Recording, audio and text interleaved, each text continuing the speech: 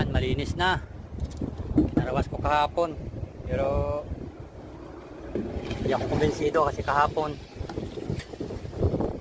dun lang kinarawas ko. Ito may cover to kahapon. May cover to. Ngayon yun oh, hindi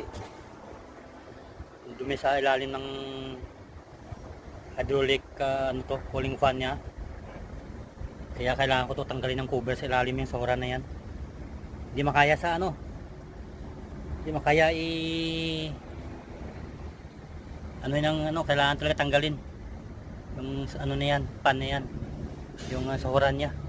So dito oh, yan oh, linis na oh, kintab na, hindi na ano. Meron doon oh, stock. Tapos yung radiator ay maano na rin, ang ano, yung hydraulic radiator madumi. So kailangan tanggalin tong ano na yan, yung sahura na yan, kasi dyan ang stock yung dumi, para malinis na rin lahat yan papunta sa likod.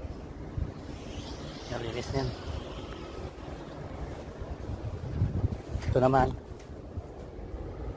ang loob ng cabin. Yan, nakakarpet na oh. Yan, para pag may dumi papahiran ng palabas. Ano, ganda na, pugi ng upuan oh. Yan yung mga stick ng crane. Linis, yan, linis na ka. Ito na side, linis na. Ito kahapon kasi may cover pa dyan eh, oh, dumi-dumi oh. Yun ang cover niya oh, tinanggal ko. Hindi ko kumbinsido eh, kasi hindi kaya ng ano, binaba ko nga oh, yung mga grasa nga oh. Binaba ko doon para lugkatin ko yung ano, sticky talaga, kailangan tanggalin. Kaya bababa ko doon, tatanggalin ko yung sora na yun. Okay mga idol, yan muna update natin. Punta ko sa ilalim pala, pakita ko sa inyo kung anong tatanggalin ko doon.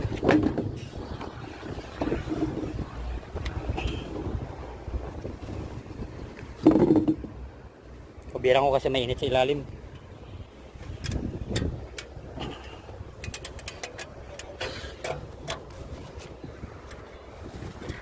Yan o, dumi-dumi o. Radiator ng hydraulic. Pupunta ko sa ilalim. Gapang. Yeah, gapang sa ilalim ng crane. Oh yeah. O ngayon, yan o. Ito, tatanggalin ko lang tong 4 na tornilyo, dalawa dito, dalawa doon sa kabila. Ewan ko kung kaya mamaya yan tatanggalin, na hindi tatanggalin yung hose, baka hindi